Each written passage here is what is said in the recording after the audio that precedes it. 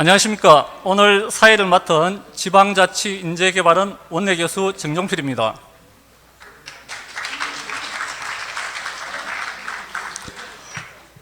행사 진행을 위해 마스크를 벗고 진행함을 양해 부탁드립니다. 바쁘신 중에도 불구하고 오늘 지방의회 아카데미 행사에 참석해 주신 내 외빈 및 의원님들께 진심으로 감사드립니다. 오늘 행사 진행 순서는 사전에 배부해드린 리플릿을 참고해 주시기 바랍니다. 그럼 지금부터 2022년 지방의회 아카데미를 시작하겠습니다. 먼저 국민의례를 하겠습니다. 모두 자리에서 일어나 단상 위의 국기를 향해 주시기 바랍니다. 거동이 불편하신 분께서는 앉으신 상태로 국기를 향해 주시기 바랍니다.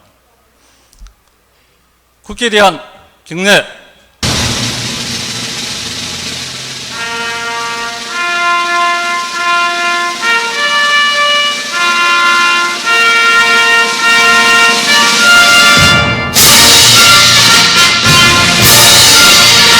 나는 자랑스러운 태극기 앞에 자유롭고 정의로운 대한민국의 무궁한 영광을 위하여 충성을 다할 것을 굳게 다짐합니다.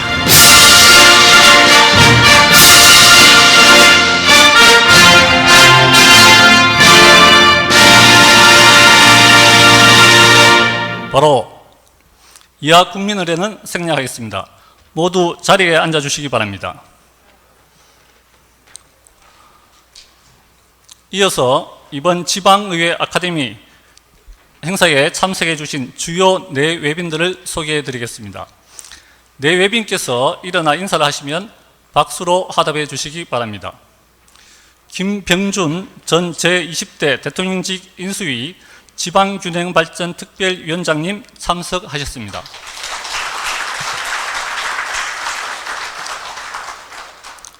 한창섭 행정안전부 차관님 참석하셨습니다.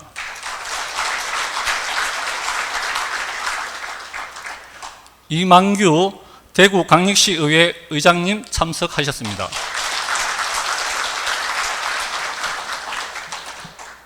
김해철 대구시 부군의장협의회 회장님 참석하셨습니다. 차대식 대구시 북구의회 의장님 참석하셨습니다.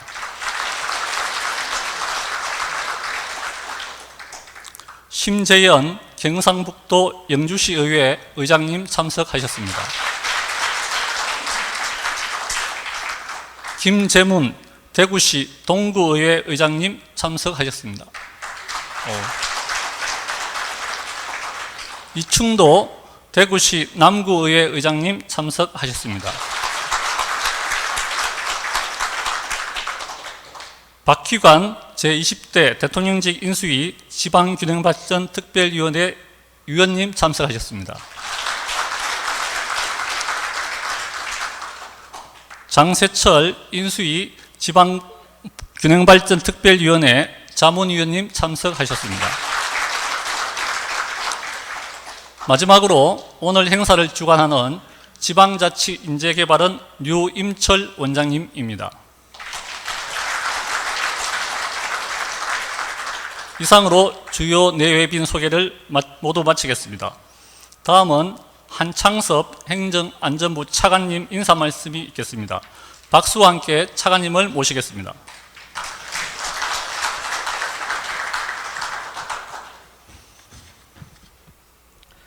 예, 의원님 여러분 반갑습니다. 행정안전부 차관 한창섭입니다. 오랜만에 대면으로 우리 지방의회 아카데미를 개최하게 된 것을 축하를 드리면서 또 매우 기쁘게 생각을 합니다. 먼저 행정사무감사와 내년도 예산안 심사 준비 등으로 바쁘신 중에도 지방의회 아카데미에 참석해 주신 의원님들께 감사를 드립니다. 그리고 오늘 자치와 분권에 대한 특강을 위해서 이곳 대구까지 멀리에서 와주신 김병준 교수님과 박기관 교수님, 또 축하의 말씀을 해주실 이만규 대구시 의회 의장님과 김해철 대구시 구군의장 협의회 의장님께도 감사의 말씀을 드립니다. 잘 아시다시피 올해는 지방의회 인사권 독립과 역할을 강화하는 지방자치법 전부 개정안이 시행되고 제9기 지방의회가 출범한 한 해입니다. 또 지난 5월에 출범한 새 정부 역시 6대 국정 목표 중 하나로 살기 좋은 지방시대를 선언하면서 지역이 주도하는 진정한 의미의 지방자치 실현을 위해 노력하고 있습니다. 앞으로 지역을 가장 잘 아는 지방정부가 주도적으로 지역 문제를 진단, 해결하는 현장 중심의 지방자치가 더욱 강화되어야 한다고 생각을 합니다. 무엇보다도 주민과 가장 가까이 계시는 의원님 여러분들께서 지역의 문제와 주민의 삶을 챙길 때 비로소 살기 좋은 지방시대가 실현될 것이라고 생각합니다.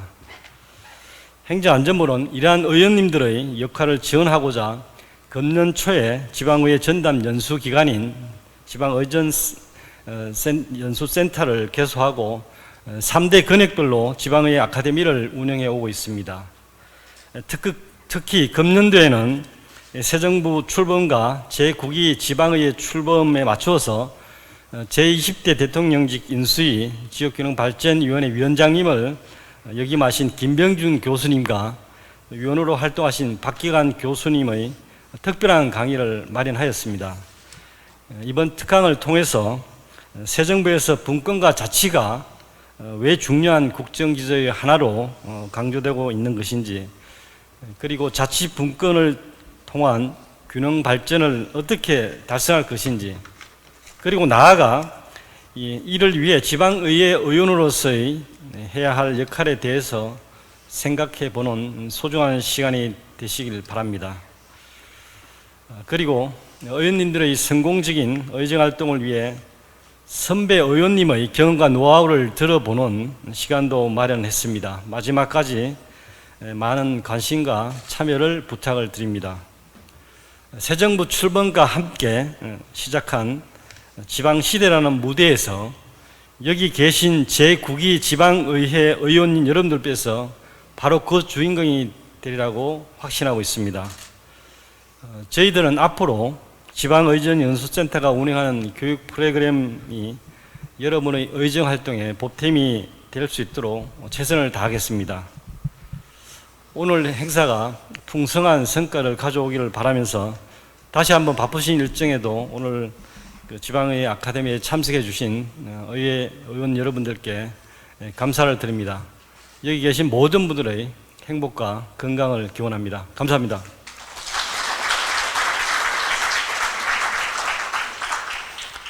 차관님 인사 말씀 감사드립니다. 다음은 이만규 대구시 의회 의장님의 축사가 있겠습니다. 이만규 의장님을 큰 박수로 모시겠습니다.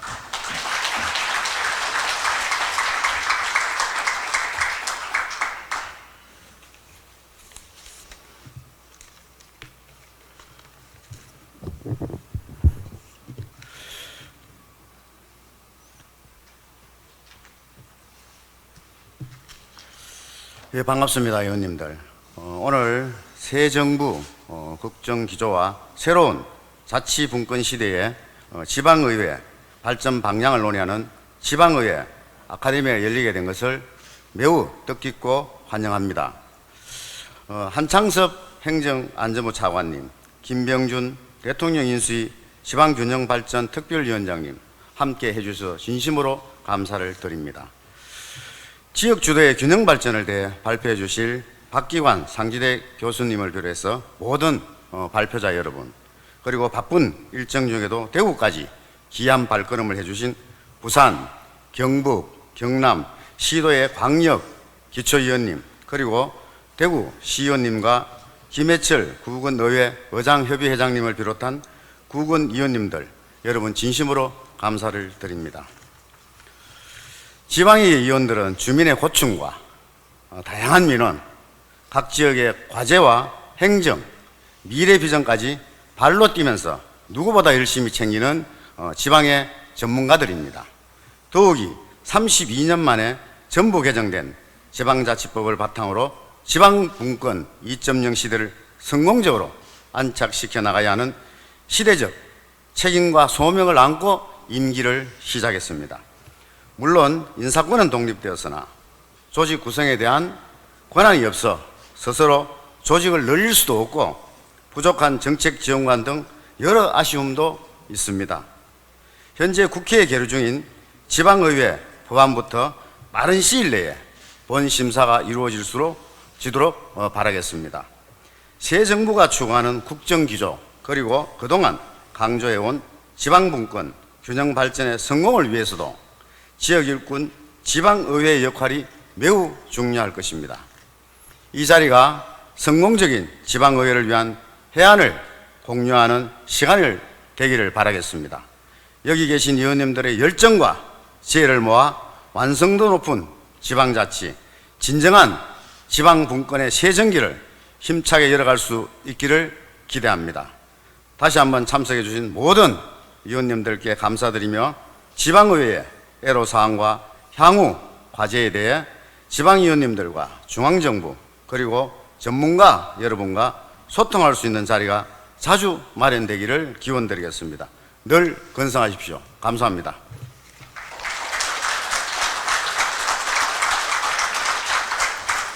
의장님 축사 감사드립니다. 다음으로 김해철 대구시 구군의장협의회 회장님의 축사를 듣겠습니다. 김해철 협회 회장님을 큰 박수로 모시겠습니다.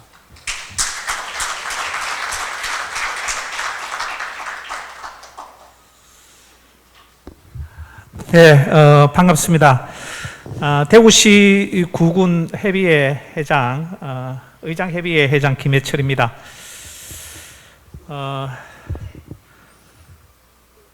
1991년이죠. 1991년 풀뿌리 이 민주주의가 시작이 되었습니다. 벌써 32년이 지났습니다. 32년이 지난 지금 지방의회 인사권이 독립이 되었습니다. 조금 전에 우리 차관님께서 말씀을 하셨습니다. 이제 지방의회의 권한과 위상이 다시 한번 재정립되어야 한다고 봅니다. 여기 계신 우리 의원님들께서 힘을 모아 주셔야 되겠습니다. 오늘 이 자리는 정말 뜻깊은 자리인 것 같습니다. 그리고 각종 프로그램이 많이 준비된 것으로 알고 있는데 지방 분권과 그리고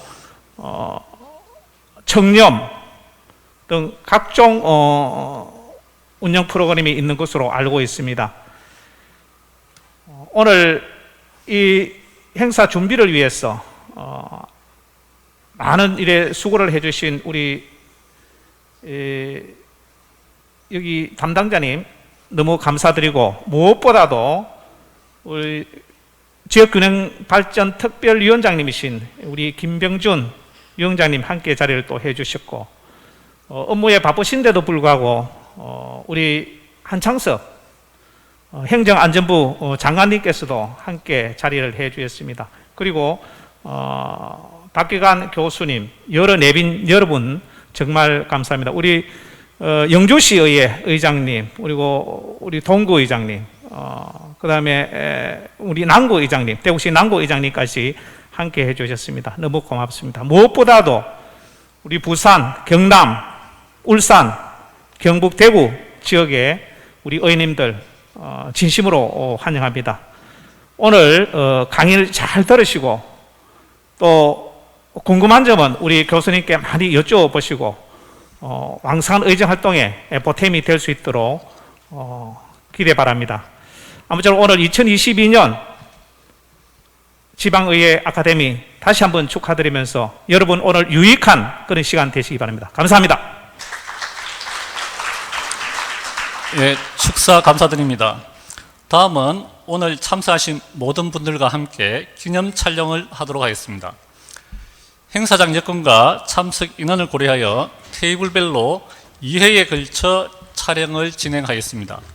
잠시 자리에 대기해 주시면 저희 진행 요원들이 안내해 드리겠습니다.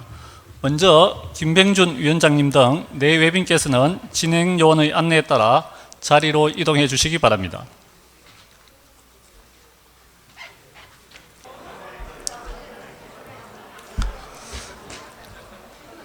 곧 김병준 교수님의 강의를 시작하도록 하겠습니다. 자리에 착석해 주시기 바랍니다. 이번 시간은 제20대 대통령직 인수위 지역균형발전특별위원장님을 역임하시고 현재는 국민대학교 명예교수로 재직 중이신 김병준 교수님께서 새 정부 국정기조 이해를 주제로 강연을 하시겠습니다. 김병준 교수님을 큰 박수로 모시겠습니다.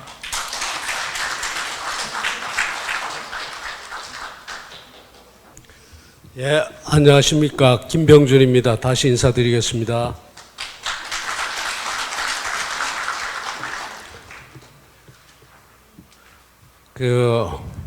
아시다시피 저는 대구에서 자라고 대구에서 교육을 받은 그야말로 대구가 고향인 사람입니다. 조금 더 구체적으로는 제가 윗대는 성주에 있는 집안인데 저희 세대 때는 고령서 태어나서 해서 지금 보니까 저희 고향에서 오신 분도 있고 해서 더 반갑고 그렇습니다. 제가 와서 면면을 이렇게 뵈니까 참 잘 왔다라고 인사도 오래간만에 드리고 잘 왔다는 생각을 가집니다. 저한테 주어진 시간이 아마 1시간이 안 되고 한 50분 정도 주어진 것 같은데 맞죠? 그래서 제가 인사드릴 분이 한 분 한 분 여기 대구시의회 의장님이나 또 시군 의장협의회 회장님, 김해철 회장님하고 다 이렇게 인사를 일일이 드려야 되겠습니다만 다 생략하고 제가 바로 드릴 말씀으로 바로 들어가도록 하겠습니다. 먼저 우리가 어떤 체제 아래서 국가가 운영되어 왔는지 제가 이야기 드리지 않아도 너무나 잘 아실 것 같습니다. 한마디로 저는 뭐라고 이야기를 하는가 하면은 대한민국은 오랫동안 이 국가주의적인 체제를 유지해 왔습니다. 그건 뭔가 하면은 국가가 우리의 삶에 깊숙이 개입해서 이래라 저래라 이래라 이것 이렇게 해라 저것 저렇게 해라 이런 그 시대를 우리가 살아왔다 이겁니다. 그리고 그 국가의 권한이 다른 나라에 비해서 다른 민주주의 국가에 비해서 사회주의 국가 빼고요. 자유민주주의를 그나마 이야기하고 있는 나라 중에서는 국가 권력이 엄청나게 강한 국가다. 많이 나아졌죠. 틀림없이. 옛날 우리 어릴 때 지금 여기 나이 드신 분들은 다 기억하시겠습니다만 머리카락 길이, 치마의 길이 이런 것까지도 국가가 통제하지 않습니까? 저도 대학 다닐 때 장발 단속하고 그러면서 머리도 깎여보고 그랬습니다. 그것뿐만 아니라 눈에 모신기는 몇 월 며칠까지 해야 된다고, 배의 종류는 뭘 심어야 되고 모든 걸 다 국가가, 식목일 되면은 초등학생 학생들까지 전부 국가의 명예에 의해서 전부 나무심으로 다 나와야 되고 그런 시절에 비하면 지금은 많이 나아진 겁니다. 나아지다 보니까 우리가 깜빡깜빡 잊어버리는데 나중에 제가 예를 들겠습니다만 아직도 틀림없이 대한민국은 굉장히 강한 국가주의적 경향을 가진 그런 체제 아래 이 나라가 운영되고 있다 이렇게 이야기를 드리겠습니다. 그러면서도 그 국가 체제 안에서는 또다시 권력을 누가 가지고 있는가 하면은 중앙정부 중에서도 행정부가 강한 권한을 행사하는, 그래서 중앙 집권화된 국가주의적 국가다 이렇게 이야기를 드릴 수가 있습니다. 이게 한때는 이런 체제가 괜찮았습니다. 괜찮은 게 아니라 굉장히 효율적이기도 했습니다. 아시다시피 제3공화국 이후에 우리 경제발전이 바로 무엇에 의해서 이루어졌는가 하면 바로 이러한 체제 아래서, 이런 체제 아래서 이루어진 겁니다. 인적 자원도 한계가 있고 물적 자원도 한계가 있을 때 그 자원 엉뚱한 데 쓰지 말고 전부 집중시켜서 국가가 관리하고, 그래서 앞으로 미래 사회에 어떤 인력이 필요하고 그 인력을 어떻게 길러야 되겠고 모든 것을 국가의 소위 말하는 5개년 이어지는 몇 개의 그 5개년 개발 계획이라든가 이런 데 의해서 국가가 운영이 됐다면 그 덕택에 우리가 보릿고개를 넘었다 이렇게 이야기를 할 수가 있습니다. 근데 지금 이제 달라졌습니다. 뭐가 달라졌는가 하면요. 우선 이 국가 기구들이 작동을 하지 않습니다. 근데 많은 사람들이 지금 이 자리에 계신 분들도 많은 분들이 착각을 하고 있습니다. 뭘 착각하고 있는가 하면은 국가 기구가 마치 잘 작동하는데 사람이 잘못돼 가지고 작동 안 하는 것처럼 이야기하는 분들을 굉장히 많이 보거든요. 자, 국가 기구가 국가가 작동하지 않는다는 걸 제가 구체적으로 조금만 더 설명을 하겠습니다. 국가 기구 중에서 가장 중요한 기구가 뭐죠? 대통령. 그 다음에 뭐가 있습니까? 의회. 말하면 국회죠. 그 다음에 뭐가 있는가 하면 중앙관료기구가 있습니다. 근데 우선 대통령부터 한번 보죠. 노무현 대통령께서는 언제 뭐라고 이야기를 하셨는가 하면은 대통령 못 해먹겠다 이랬습니다. 사람들이 막 웃고 놀렸습니다. 누가 하라고 하더냐. 자기가 하고 싶어 해놓고서는 뭐 못 해먹겠다는 말이 되냐. 근데 이 말은 정말 우리 5천만 국민이 정말 굉장히 깊이 듣고 가슴속에 담았어야 될 말입니다. 모든 대통령이 대통령 못 해먹겠다. 속으로는 못 해먹겠다고 이야기를 합니다. 박근혜 대통령도 비슷한 이야기를 했고요. 대통령마다 엄청난 고통을 안고 결국은 가시밭길을 걷다가 결국 마지막에 불행한 임기를 마치는 것이 대한민국 대통령 아닙니까? 대통령 못 해먹겠다. 이 말이 맞거든요. 제가 여기 농담 삼아 미국 대통령 이야기하면 미국 대통령도 마찬가지죠. 미국 대통령 엄청난 파워를 쥐고 모든 것을 한다고 하는 것 같지만 그것도 착각이란 말이에요.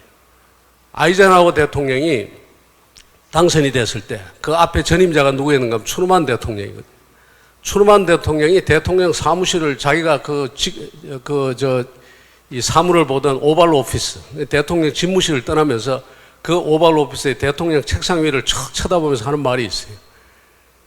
이 영어로 써놨습니다만 우리말로 하면 이렇습니다. 이 친구, 아이젠하워 이 친구 말이야. 내일이면 여기 와서 앉겠지? 그리고는 이거 해, 저거 해 군대 식구로 이야기할 거야. 아이젠하워 군 출신 아닙니까? 이거 해, 저거 해 할 거야. 근데 아마 되는 거 하나도 없을걸? 여기가 군대 같은 줄 알아? 야, 불쌍한 아이젠하워. 그게 자기 오발 오피스에 떠나면서 독백처럼 한 이야기인데 이 이야기가 어디에 실려 있는가 하면 미국에서 가장 대통령학의 명제라고 알려져 있는 프레지던셜 파워, 대통령의 권력이라는 노스탓이라는 학자가 쓴 그 책에 바로 1장 1절 제일 첫 페이지에 나오는 글입니다. 무슨 이야기냐? 미국의 대통령도 자기 마음대로 하는 것이 거의 없다고 해도 과언이 아닐 정도로 별거 아니다라는 겁니다. 그런데 노무현 대통령이 대통령 못 해먹겠는데 이 자리에 계신 분들 이게 무슨 말이냐 이럴 겁니다. 대통령은 무소불위의 권한을 가졌다고 우리 들었지 않습니까? 많은 사람들이 지금도 그렇게 이야기합니다. 그래서 제가 물어요. 무슨 권한이 있는지 이야기해보라고 그래요. 아, 그러면은 뭐라고 하는가 하면 기업 하나 죽일 수도 있고 살릴 수도 있고 누구 총리시키고 장관시키고 또 누구 하나 감옥에 집어넣기도 하고 감옥에서 빼낼 수도 있고 맞습니다. 대통령 그런 힘 있고 권한 있을 수 있습니다. 기업 하나 정말 타겟으로 해가지고 죽이려면 죽일 수도 있어요. 누구 하나 특혜줘가지고 살리려면 살릴 수도 있어요. 근데 우리 한번 물어보자고요. 대통령한테 필요한 힘이 그런 힘입니까? 그런 거는 개인 입장에서 내가 특혜를 바라고 내가 어디 장관 한 자리 해야 되겠다는 사람한테는 무소불위의 권한으로 보이는지 모르지만 대통령 입장에서나 국민 입장에서 보면 그건 쪼가리 권력입니다. 그따위 권력 그거 어디다 쓰게요?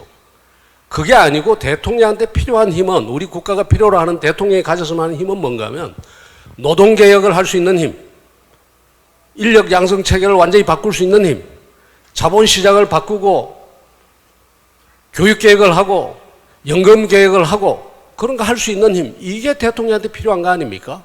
그래야지 우리가 세상이 조금이라도 달라질 거 아니냐고요. 근데 이 자리에 계신 분들한테 한번 이야기를 해보죠. 우리 지역균형발전 이야기를 하니까 누가 저보고 그래요? 서울대학하고 연대고대를 갖다가 저 지방으로 내려다 놓으면은 지역균형발전 그냥 된다는 겁니다. 서울대학을 경북 영양중 갖다 놓고 연세대학을 강원도 저 행성이나 저 뭐 속초나 이런 데 갖다 놓고 그렇게 하면 된다는 거예요.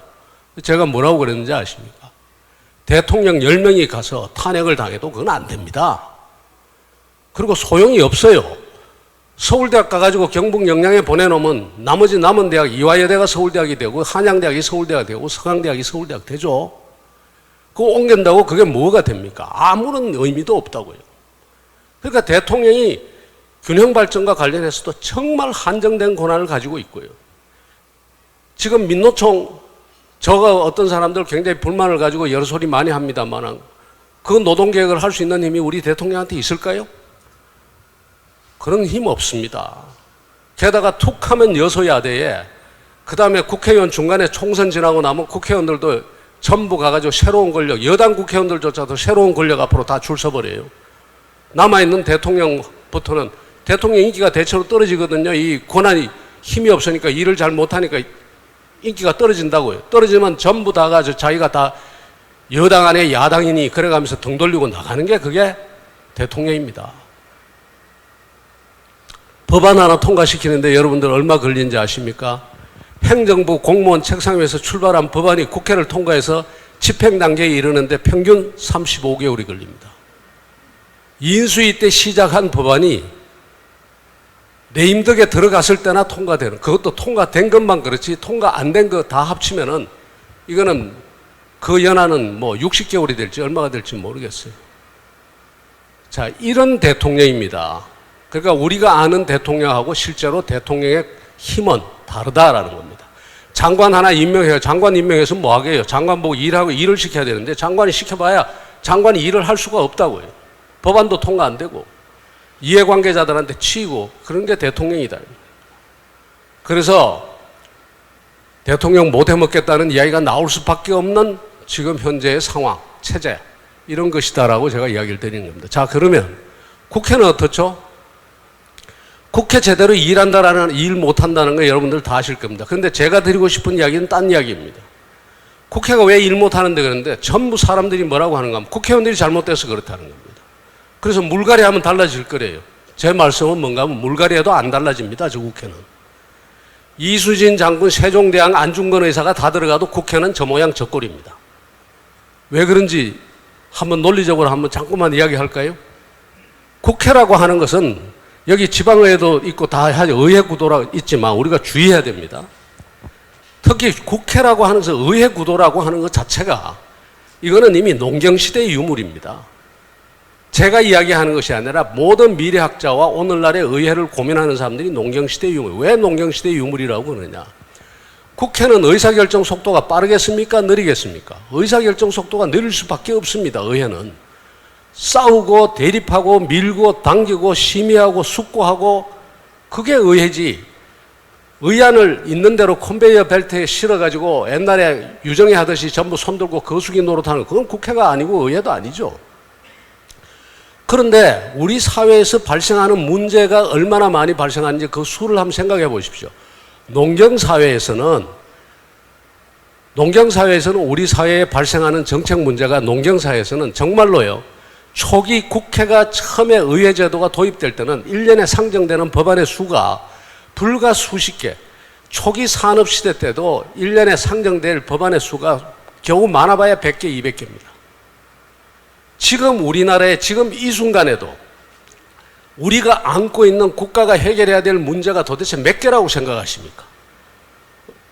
거대한 문제가 연금개혁에, 노동개혁에, 자본시장 개혁에, 그 다음에 인플레이션 문제에, 뭐에 지금도 수없는 문제가 발생하고 있는데요. 우선 국회는 대량의 문제를 빠르게 해결할 수 있는 그런 기구가 아닙니다. 느릴 수밖에 없어요. 그러다 보니까 지체가 일어납니다. 문제가 발생했는데도 그 문제를 적응을 못해요. 해결을 못해요. 그러니까 이순신 장군이 들어가도 안 된다니까요.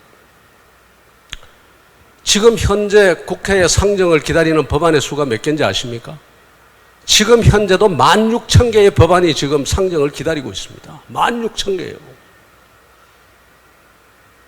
대부분 어떻게 될 거냐? 대부분 그냥 그 자리에서 썩어서 그냥 말하자면 의안조차 채택도 못 되고 그냥 내려앉는 겁니다.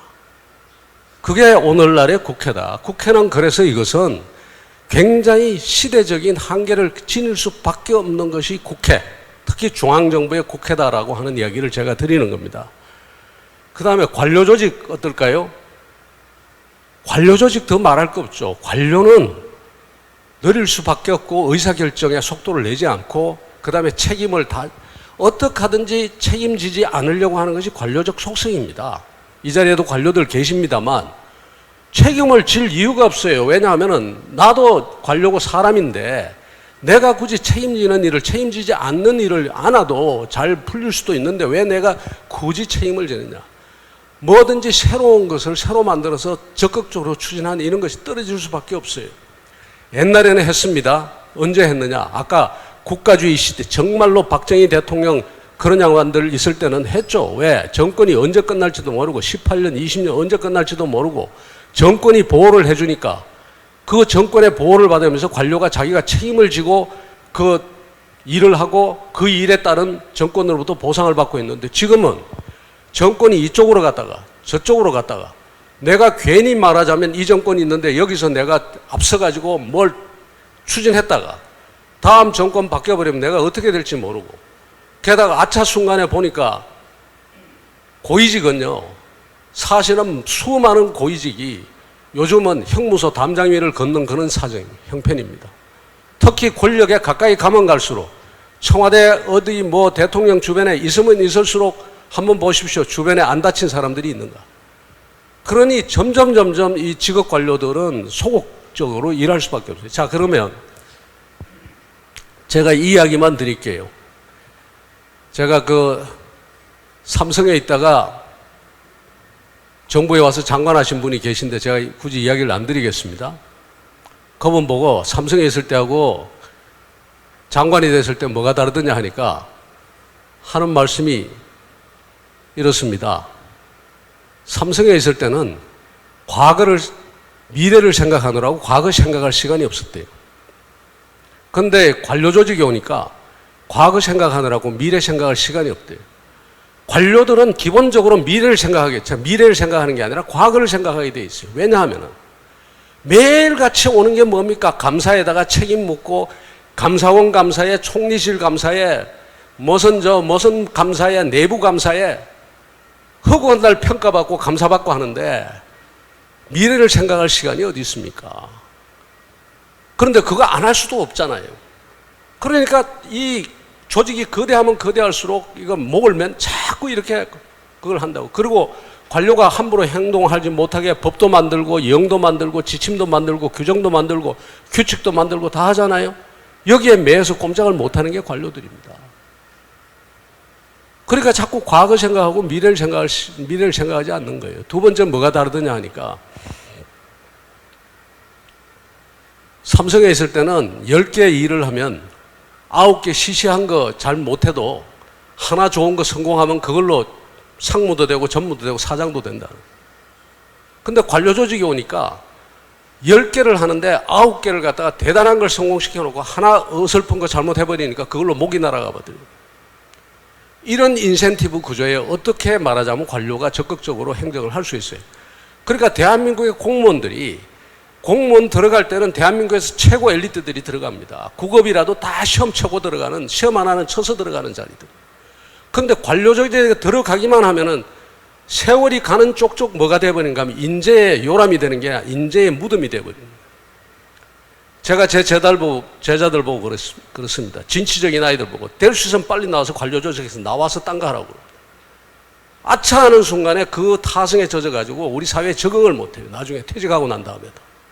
차라리 일찍 나와서 다른 거 하는 게 낫다고 내가 이야기해요. 실제로 많이 나왔고요. 이런 말하자면 그 똑똑한 인재들을 데려다가 이렇게 하는 게 관료조직. 그러니까 지금 제가 말씀드렸습니다. 대통령도 제대로 작동을 안 해. 윤석열 대통령도 지금 하고 싶은 거 다 못하고 있지 않습니까? 정부 조직법 하나도 지금 못 바꾸고 있잖아요. 국회도 마찬가지. 수많은 법안, 아까 말한 것처럼 지금 상정 기다리는 법안이 지금 16,000개나 쌓여 있고, 관료 조직은 저거 언제 허가 내주고 인가 낼지 모르는 그런 것들 쥐고 앉았고, 이게 우리의 국가입니다. 우리의 국가기구다. 이것이 한때는 유용하게 정말 일사불란하게 움직이면서 정말 가가지고 3공하고 4공하고 5공하고 때 일사불란하게 움직였지만 이제 그렇지가 않다라는 이야기를 드립니다. 그런데 그러면 우리가 과거처럼 돌아갔으면 좋겠다. 그렇게 이야기하는 분도 많아요.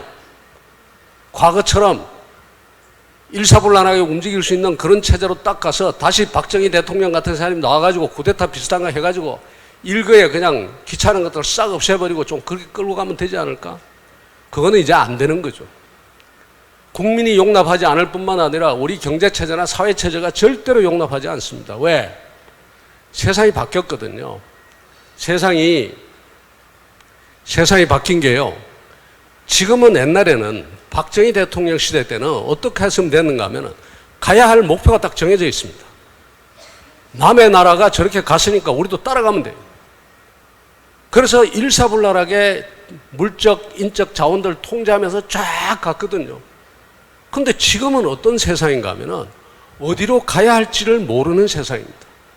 뭐를 해야 될지도 몰라요. 그때는 조선을 일으키고 반도체를 일으키고 중화공업을 일으키고 그 다음에 농촌도 이렇게 하고 이게 계획이 설 수 있었는데 지금은 어디로 가야 할지도 모를 뿐만 아니라 그때는 또 국가적인 힘이 엄청나게 말하는 하드 스테이트, 소위 국가 권력이 엄청나게 강하게 작동되는 시대였기 때문에 당신은 말하자면 예를 들어서 현대 보고 당신은 앞으로 이거 하지 말고 조선에, 삼성 보고 당신은 말이야 이거 하지 말고 반도체 해.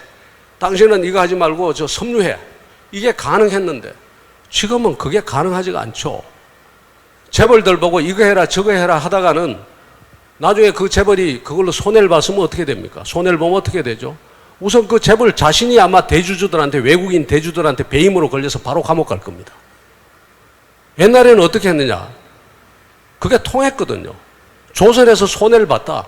그러면 대통령이 알아서 당신 손해봤으니까 저 서해안에 간척지 저 개발해가지고 거기 땅 메워서 그거 한번 팔아봐.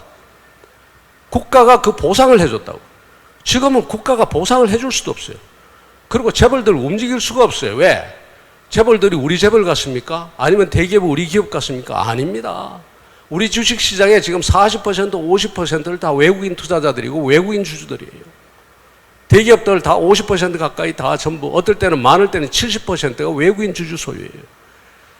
기업인이 잘못해가지고 손해를 조금이라도 봤다고 하면은 그 기업인 거로서 게다가 국가가 시키는 거 해가지고 따라가다가 손해보는 거 뻔하게 알면 따라가면 배임입니다. 감옥 간단 말이에요. 우리나라에서 제소가 되지 않으면 어디서 제소가 되느냐? 남의 나라에서 제소가 된다고. 남의 나라에 형무소에 가야 될 거예요. 못한다 이 말입니다. 국가가 이제 그런 시대가 아니에요. 할 수도 없고. 그러면은 무엇이 중요한가 하면은 이제는 어디로 가야 할지도 몰라요. 옛날에 박정희 대통령이 이런 분들이 경제개혁은 해가지고 계획해가지고 갔지만 이제는 누가 아무도 모르는 상태, 캄캄한 상태에서 우리가 모르는 사회에서 발을 디뎌야 되는 이런 소위 사회에서는 누가 뛰어줘야 되는가 하면은 국가가 뛰는 게 아니라 우리 한 사람 한 사람이 뛰어줘야 되는 거예요. 내 상상력과 내 창의력이 전부 극대화되는 그런 사회가 돼야 되지 국가가 나를 끌고 가는 사회가 더 이상 아니라고요. 우리 사회에 지금 이 자리에 계신 분 한 분 한 분이 국가의 모세혈관인 개인 한 사람 한 사람이 기업 하나하나가 자기 스스로 혁신을 하고 자기 스스로 좋은 제품 만들고 그것으로 시장 개척하고 그렇게 나갈 때지 지금은 국가가 앞서서 당신은 이거 하지 마 저거 하라 이래 할 때가 아니란 말이에요. 소위 혁신 주도형 사회입니다. 경제가 이만큼 성장하고 우리 기업이 얼마만큼 커졌는데 국가보다 더한 권한을 가진 기업들이 수두룩한데 그런 사회에서 국가가 도대체 뭘 끌고 가겠다는 겁니까? 제가 에피소드 하나 이야기 드릴까요? 여수 박람회 유치를 하기 위해서 제가 대통령 특사로 동구권을 돈 적이 있습니다. 근데 다들 이야기가 대통령부터 재벌을 한 사람 모시고 가야 된다는 거예요. 왜 그런지 짐작이 가시죠? 그래서 누굴 모시고 갔는가 하면 정몽구 회장을 모시고 갔습니다. 정몽구 회장하고 이제 유럽에서 만나가지고 그 양반이 이제 그 헬기를 타고 저기 이제 루마니아부터 시작해가지고 이제 도는데 루마니아, 폴란드, 참 폴란드가 루마니아, 체코, 슬로바키아 뭐 이렇게 쭉 불가리아 이제 돌아다니는데 우선 슬로바키아부터 갔는데요. 슬로바키아 가니까 우선 수상이 저를 쳐다보지도 않아요. 전 대통령 특사인데. 전부 정몽구 회장하고만 이야기하려고. 내가 이야기를 해가지고 제발 우리 여수 엑스포에 우리 좀 찍어달라고 부탁을 해야 되는데 제 이야기하면 들은 동 만동이고요. 제 옆에는 오지도 않고 제가 좀 보자고 해도 안 보고, 파티에도 정몽구 회장이 저쪽에 서 있으면 정몽구 회장 옆에만 가서 이야기를 해요. 체코에 갔더니 체코 가가지고 총리 관저에서 식사를 하는데 제가 아무리 이야기를 해도 제 이야기 듣지도 않아요. 정몽구 회장이 한 표 달라고 하니까, 좀 도와달라고 하니까 그때서야 이 양반이 정몽구 회장하고만 이야기를 하면서 한 표 주기로 뭐 약속을 하고 이런 겁니다. 얼마나 우리 기업의 파워가 센지 그 다음날 또 알았습니다. 동구권을 다 돌면서 돌고 난 다음에 우리 국회의원 한 사람이 터키를 들렀다 가자는 겁니다. 터키도 이왕 온 김에 터키까지 가서 한 표 얻어가지고 가자. 그래서 제가 그때 이제 특사로 이제 유치단장으로 나갔으니까 외교부 본부 대사 간 사람 수행을 했거든요. 그 대사 보고 저 터키의 대통령을 만날 수 있는지 알아보라고 했더니 본부에 연락하더니 연락 온 게 뭔가 하면 한 달 뒤에 만날 수 있다는 겁니다. 한 달 뒤에. 그렇겠죠. 한 달 뒤에 서로 외교 관계가 있으니까 한 달 뒤에. 정몽구 회장이 옆에서 들었거든요. 그 무슨 일입니까? 그래서 그 지금 터키를 가자고 하는데 지금 뭐 한 달 뒤라고 지금 연락이 옵니다. 제가 한번 알아볼까요? 한번 알아보시면 좋죠. 그랬더니 30분 뒤에 이 양반 어디 갔다 오시더니 저보고 모레 3시에 오면 어떠냐고 묻는데요. 국가가 걸려서 한 달 걸릴 일을 이런 양반은 30분 만에 대통령하고 직접 가가지고 대통령하고 이야기를 해가지고 모레 3시에 그냥 오라고. 저는 못 갔습니다만 실제 저하고 같이 갔던 국회의원들은 다 들렀다 왔습니다. 실화입니다. 우리의 지금 현재의 시장 권력, 시장의 힘이라든가 이것이 엄청나게 커졌단 말이에요. R&D 비용만 하더라도 60년대, 70년대, 80년대 때는 국가가 R&D를 주도를 했죠. 지금 누가 주도합니까? 전부 기업이 주도를 합니다. 대한민국에서는 R&D 비용의 7, 80%를 기업이 쓰고 있습니다. 국가가 그러면 어떻게 기업이 쓰고 있으면 그 기업이 R&D를 하도록 놔둬야지 국가가 이거 해라 저거 해라 해서 되겠습니까? 그래서 제가 드리는 말씀은 이 국가주의라고 하는 것이 옛날에 60년대, 70년대, 80년대 그때 생각하지 말자는 겁니다. 그때는 그 국가가 작동을 할 때고 지금은 국가가 작동하지 않는 체제라는 것을 제가 이야기를 드리는 겁니다. 그런데 제가 이 이야기 꼭 드리고 싶은 게요. 조선시대 때 이야기를 좀 드려야 되겠습니다. 조선시대 때 조선이 왜 어려워졌느냐. 사실 이 임진왜란 이후에 조선은 국가라고 볼 수가 없을 정도로 피폐해졌습니다.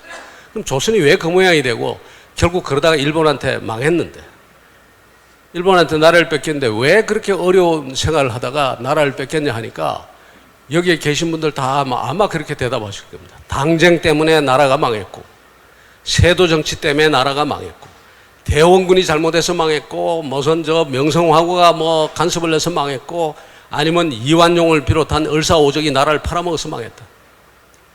틀림없이 그것도 큰 원인 중에 하나입니다. 그러나 저보고 이야기하라면 저는 그거보다 더 중요한 이유가 있습니다. 그 중요한 이유는 뭔가 하면 왕정이라는 겁니다. 조선이 왕정이라는 사실을 우리 잊어서는 안 됩니다. 그런데 그 왕정은요, 왕정은 그야말로 초기 농업 사회나 존재할 수 있는 거지 유통업이 발달하고 상공업이 발달한 그런 사회가 복잡해진 그런 구조에서 왕정은 존립할 수가 없는 체제입니다. 당연히 그렇겠죠. 왜냐하면은 왕정은 우선 최고 의사결정권자인 왕의 정책적 역량을 보장하지를 않습니다. 3살짜리도 왕이 되고 10살짜리도 왕이 되고 아니면 성격이 포악한 그런 사람도 왕이 돼요. 주색잡기에 그냥 빠진 사람도 왕이 돼요. 왕의 정책적 역량을 보장하지 않는 게 왕정이에요. 그 다음에 대신들은 어떠냐? 대신들도 마찬가지입니다. 왕정 자체가 신분 질서에 입각해 있기 때문에 좋은 사람을 널리 뽑을 수가 없어요. 그리고 신분 질서에 입각해 있기 때문에 그 귀족들끼리 아니면 양반들끼리 자기들끼리 나눠 먹는 거예요, 관료직을. 그러다 보니까 국가의 의사결정의 질이나 속도가 뚝 떨어질 수밖에 없습니다. 그래서 왕정은 초기 농업사회 정책 문제가 아주 간단했을 때는 간단하고 누구라도 해결할 수 있는 그런 정책 문제, 예를 들어서 논에 물을 댄다든가 아니면 무슨 뭐 채권 채무 관계를 좀 손을 본다든가 이런 것들이 있을 때나 왕정이 존재할 수 있는 거지. 어려워져 가지고 기후 환경에 대비하고 원자력을 개발하고 어쩌고 상공업이 발달해서 교통과 통신, 도시 정책이 나오고 이런 데는 왕정이 존립할 수가 없어요. 그래서 세계의 모든 왕정이, 거의 모든 왕정이 산업화가 이루어지면서 아니면 유통업이 발달하고 상공업이 발달하면서 다 무너지는 겁니다. 백성들이 들고 일어나서 무너지고 어떻게 해서 무너졌던 그 근본 원인은 왕정이라는 체제가 산업화와 유통업의 발달이라든가 그 사회 변화를 따라가지 못해서 결국은 무너진 겁니다. 유일하게 남아있는 게 어디 남아있는가 하면 중동의 몇몇 국가들 남아있는데요. 그 중동은 특수하거든요. 어떻게 특이한가 하면은 그 나라는 정책을 잘 못해도요. 자원이 엄청난 석유 자원을 바탕으로 해서 그것이 국가가 부를 축적하기 때문에 그걸 나눠주기 때문에 괜찮아요. 말하자면 정책을 잘 못 펴고 별 그거 없어도 나눠주는데 문제가 없기 때문에 그런 대로 유지해 간다. 그러나 보통의 국가들은 그렇지가 않죠. 한정된 자원을 효율적으로 쓰는 국가, 그런 국가에서는 그 왕정은 이미 존립하지 못하는 겁니다. 왕정만 존립하는 게 아니라, 못하는 게 아니라 왕정의 특징인 세습 정책도 존립할 수가 없는 겁니다. 세습하는 것은 존립할 수가 없습니다. 세습하는 국가가 제대로 되는 국가가 있을 수가 없습니다. 지금 북한도 마찬가지고. 정책의 퀄리티나 그 어떤 새로운 사고를 갖다 허용하지가 않기 때문에 그렇다. 그런데 그래서 조선은 어떤 일이 벌어지는가 하면 조선의 당정이 왜 당정이 발생하는가 하면요.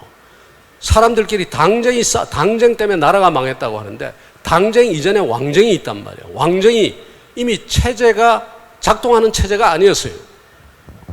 우리 안 되는 집안에 싸움 나죠. 안 되는 집안이 잘 돼가지고 계속 돈이 들어오고 잘 되면요. 형제들끼리 나눌 게 많아 싸우지 않습니다. 안 되는 집안에서 니 때문이다, 너 때문이다, 니가 더 가져갔다, 내가 더 가져갔다 싸움을 한단 말이에요. 왕정이 작동하지 않으니까 나라가 엉망이 돼가니까 그때서 서로가 책임을 지우고 책임을 피하기 위해서 만들어지는 게 또 생성되는 게 뭔가 하면 당정입니다. 당정이 왕정의 일종의 결과물이라고. 그래서 왕정이라는 근본 모순 때문에 당정이 생기고 당정이 생기다 보니까 내가 그 싸움에서 살아남아야 되니까 내가 패거리를 지어야 되고 그 패거리가 정말 폐쇄적으로 자기 권한을 행사해야 되고 그게 어디로 가는가 하면 세도 정치로 간다. 결국은 근본 모순은 왕정이라는 그 체제 자체가 문제였다는 겁니다. 제가 왜 이야기를 하느냐. 고전에 하나 더 이야기하죠. 이 왕정에 문제가 있어서 유럽 국가들이 그 왕정을 다 타도하고 입헌군주제나 공화정으로 갔듯이 그래서 우리가 말하는 공화정이 유통경제 발달관과 중세 유럽에서 다 일어나고 1600년대, 1700년대 다 그렇게 혁명이 일어나서 그랬듯이 조선에서도 그런 게 있었거든요. 조선에서도 이 왕정 가지고는 안 되겠다는 그런 사람들이 없잖아 있었어요. 예를 들어서 가장 대표적인 사람이 허균, 그 다음에 허균보다 더 강한 사상을 가진 사람이 정여립 같은 사람입니다. 정여립은 그야말로 조선판의 공화정을 주장했습니다. 천하 공물론, 천하는 누구의 것도 아니고 백성 모두의 것이다. 누구든 왕이 될 수 있고 누구든 이 나라의 주인이 될 수 있고 군이 될 수가 있다. 그리고 사람은 모두 평등하다. 그야말로 공화정 사상을 폈던 사람이에요. 근데 이 사람들이 어땠냐? 다른 나라에서는 크로멜 같은 사람이 나와서 성공을 했지만 조선에서는 불행하게도 정여립은 역적으로 몰려서 죽고 심지어 허균은 뭐까지 갔는가 하면 사지를 찢어 죽이는 능지처사, 거열형을 당했습니다. 그렇게 죽어버렸다. 조선사는 그걸 용납하지 않았습니다. 용납하지 않는 것만 아니라 정여립 같은 경우는 얼마를 죽였는가 하면 정여립 사건 이후에 기축옥사를 통해서 당시의 야당 정치인들, 말하자면 야당이죠. 정여립이 이제 소속된 게 야당인데 동인이었죠, 동인. 동인을 갖다 몇 명을 죽이는가 하면 1000명을 죽입니다. 인구 1000만도 안 되는 나라에서 1000명의 정치인을 죽입니다. 요즘과 같은 세상에서도 야당 인사 1000명 죽였다면 세상이 뒤집어지고 야당이 씨가 말라버릴 텐데 그 당시에 적은 인구에 야당 인사 1000명을 갖다 죽여버렸으니까 그 동인이 살아남을 수가 있었겠습니까? 그때부터 서인의 역사가 계속돼서 이완용까지 서인의 역사가 계속되는데 뭐 그 이야기는 안 드리겠습니다만 우리한테도 체제에 문제가 있다. 내가 왜 이 이야기를 드리느냐? 조선이 망한 것이 당쟁과 세도 정치 때문에 망한 게 아니라 무엇 때문에? 왕정이라는 체제 때문에 망했다는 겁니다. 왜 제 이야기를 드리겠습니까? 대한민국도 앞으로 겪는 어려움, 지금의 겪는 어려움이 바로 뭔가 하면요, 민주당이 문제가 있어서가 아니고 국민의힘에 문제가 있어서가 아니고 노무현 대통령의 문제가 있어서도 아니고 박근혜 대통령의 문제도 아니고 그분들도 문제 있을 수 있고 저 당도 문제가 있을 수 있지만 그 이전에 뭐가 있는가 하면 체제가 있다는 겁니다. 체제. 왕정이 작동하지 않아서 당정이 생기고 그렇듯이 지금의 국민의힘과 민주당도 서로 지금 죽이고 살리고 진보다 보수다 나눠가지고 나라를 쪼개고 있는데 이 모든 것이 뭔가 하면 국가체제가 작동하지 않는 겁니다. 작동하지 않고 16,000개라는 법안이 저기 쌓여 있고 대통령이 뭐라 해도 법안 하나 통과시킬 수도 없고 아무것도 작동하지 않다 보니까 이건 네 책임이다 내 책임이다 가가지고 서로 진영을 나눠서 싸워야 되고 그 진영 논리 속에 우리가 들어가서 대한민국이 지금 내려앉고 있는 겁니다. 국민들이 같이 고통을 앓고 있는 거예요. 제가 답답했어요. 내가 노무현 정부 있을 때 기업인들이 저한테 이렇게 이야기를 합니다. 노무현 정부의 좌파적 정서 때문에 기업이 안 된다고 그래서 제가 상공회의소 상공인들 모인 자리에서 그랬습니다. 지금 이처럼 강연을 하면서 만일 노무현 정부 때문에 안 된다면 내가 춤을 출게요. 왜 춤을 추느냐? 나도 노무현 정부에 소속된 사람인데 춤을 출게요. 왜? 노무현 정부 끝나니까. 그 다음에 다음 정부 들어오면 다 잘 될 거 아니냐? 다 잘 됐습니까? 정치는 엉망이 되고 그 엉망인 정치에서 엉망인 지도자들이 나오고 엉망인 국회의원들이 나오고 이게 전부 말하자면 체제의 문제라는 겁니다. 레짐의 문제. 레짐이라고 하는 것은 그 체제와 체제를 유지시켜주는 규범, 문화 이런 것을 다 포함하는데 우리 속에 그 체제는 뭐냐? 국가주의 체제가 대한민국을 짓누르고 있는 겁니다. 그렇다 이거예요. 그런데 사람들은 그 체제에 관한 질문은 하지 않고 대통령 때문에 저 대통령이 잘못해가 대통령 잘못 뽑아서 그렇다. 국회의원 잘못 뽑아서 그렇다. 잘못 뽑기도 했겠죠. 그러나 무엇 때문인가 하면 본질적으로 이 체제가 가지는 문제점의 한계 때문에 그렇다는 겁니다. 그러면 어떻게 해야 되느냐? 우리가 지금 이 국가주의 체제를 벗어나야 됩니다. 국가가 곳곳에 개입하고 있는 이 국가주의 체제를 우리가 좀 벗어나야 되겠다 이 말입니다. 벗어나지 않고 여기에 대한 질문을 안 하면 안 되겠다라는 겁니다. 윤석열 대통령이 취임사에서 자유를 35번 이야기를 했습니다. 그 다음에 광복절 경축사에서 다시 33번의 자유를 이야기를 했습니다. 여러분 그 의미가 뭔지 아십니까? 대통령 취임사를 대통령이 직접 썼습니다. 어떤 사람 문장이 거칠다 뭐든 다 하는데 대통령이 직접 썼으니까 문필가가 쓴 게 아니라 직접 썼단 말입니다. 취임사 작성하는 위원회가 따로 있어가지고 취임사를 버전 1, 2, 3를 써가지고 줬는데 그거 다 밀고 본인이 하고 싶은 이야기를 자기가 쓴 겁니다. 그 속에 자유라는 말이 35번이 들어가고 광복절 경축사에 33번이 들어갑니다. 근데 이 자유라는 말이 우리가 너무 흔하게 썼어요, 그동안.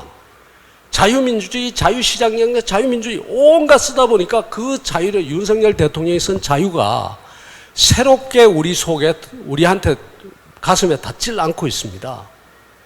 뿐만 아니라 그 양반이 이야기하는, 대통령이 이야기하는 자유가 도대체 무슨 자유인지를 물어보려고 그러지도 않아요. 누구도 안 물어보는가 하면 국민의힘 국회의원도 안 물어보고 내각의 지금 장관들도 안 물어보고 지금 안 물어보는 거예요. 대통령 혼자 그냥 자유를 이야기를 했어요. 제가 지난번에 당에 가서 좀 쓴소리를 한 게 대통령이 화두를 던졌으면은 그게 무슨 의미인지를 좀 뜯어보고 공부를 해야 될 거 아니냐. 여당이면은. 대통령이 자유를 그만큼 외친 이유가 바로 뭔가 하면은 제가 해석해서 이야기를 한다면은 체제를 바꿔야 된다는 이야기입니다. 체제를. 국가주의적 체제와 국가주의적 레짐을 바꿔야 된다는 거예요. 이 국가주의적 레짐은 5,000년 역사를 관통해 왔어요. 조선시대 다 국가주의적 사고가 있죠. 일제시대 때 일본이 전부 국가가 온갖 것을 다 간섭하는 국가주의 체제였어요. 1공화국 때 엄청난 국가주의 체제였어. 3공화국 때 아까 제가 말씀드린 그 머리카락 길이, 치마 길이까지도 국가가 다 하고, 별을 언제 심으라까지 하고 국가가 다 하고, 밥에다가 작곡을 갖다 얼마 넣으라까지도 국가가 다 간섭하는 국가주의 체제였어요. 5공화국 마찬가지로 국가주의 체제였어요. 6공화국에 지금 우리가 많이 나아졌죠. 민주화 속에서. 그렇지만 여전히 국가주의적 체제입니다. 그것도 중앙정부가 강력한 권한을 행사하는 국가주의 체제. 아까 지금 제가 아까 이야기 들으니까 우리 저 앉아서 티타임을 하면서 대구시 의회 의장님이 행자부 차관한테 이거 부탁합니다. 저거 부탁합니다. 다른 나라 같으면은요, 그런 거 부탁할 이유가 없어요. 그거는 이미 지방의회의 권한이에요. 사무직 직원을 어떻게 하든. 의회 권한이라고 줬는데, 아직도 중앙정부가 통제하고 있잖아요. 국가주의적 체제예요. 그리고 뭐냐. 제가 국가주의적 체제의 표본을 얼마나 우리가 이 국가주의적 체제에 있다는 것을 못 느끼는 분들이 많은지 제가 한번 실험삼아 물어볼까요? 여러분들 어떻게 생각하십니까? 지금 대한민국의 미래를 가르쳐야 될 우리 아이들한테 공부를 시키고 미래를 가르쳐야 될 교사의 자격을 국가가 규정을 합니다. 사범대학 나와야 되고 교육대학 나와야 되고 무슨 과목을 이수해야 되고, 그래서 너는 교사 자격증이 있다고 교사를 부여합니다. 영어 교사도 무슨 사회 교사도 산수 교사도요. 여러분들 이거 맞습니까? 교사 자격을 이렇게 엄격하게 하나하나 무슨 과목 들어야지 교사가 된다라는 것을 국가가 규정하는 게 맞냐고요. 제가 보기에는 안 맞습니다. 왜 안 맞는가 하면은, 그렇게 규정을 하려면은 우선 앞으로 우리 미래 사회가 어디로 변하는지를 알아야 되죠. 그리고 미래 사회가 어떻게 변하는데 그 미래 사회에서 어떤 형태의 우리 아이들이 어떤 아이가 돼야 된다라고 하는 것을 그 철학이 있어야 되고, 거기에 대한 비전이 있어야 되죠. 그래야지 교사가 어떤 자격을 가진 사람이 교사가 된다라고 규정할 수가 있단 말이에요. 여러분들 교육부 관리가 그런 자격을 가지고 있고 그런 역량을 가지고 있다고 봅니까? 저는 없다고 봅니다. 없다고 봐요. 없다고 본 게 이번에 대통령 지적한 데 나오잖아요. 대통령이 가가지고 예를 들어서 앞으로 AI 시대가 어떻고 가가지고 코딩이 어떻고 뭐 그러는데 코딩 교육을 얼마나 하냐 한번 보자 라고 봤더니 우리나라 코딩 교육이 중국의 3분의 1밖에 안 돼요. 아이들은 어디 가서 배우는가? 학원 가서 배워요. 이게 맞습니까? 누가 잘못했다는 이야기입니까? 교육부가 잘못했다는 거예요. 교육부가 미래에 대한 디자인이 없다는 이야기예요. 그 미래에 대한 디자인과 미래가 어떤 사회로 변할지 교육부도 모르고 저도 모르고 누구도 모르는데 어떻게 교사의 자격을 엄격하게 정해가지고 국가가 하나하나 요거 교육받은 사람만이 아이를 가르칠 수 있다고 이야기하냐고.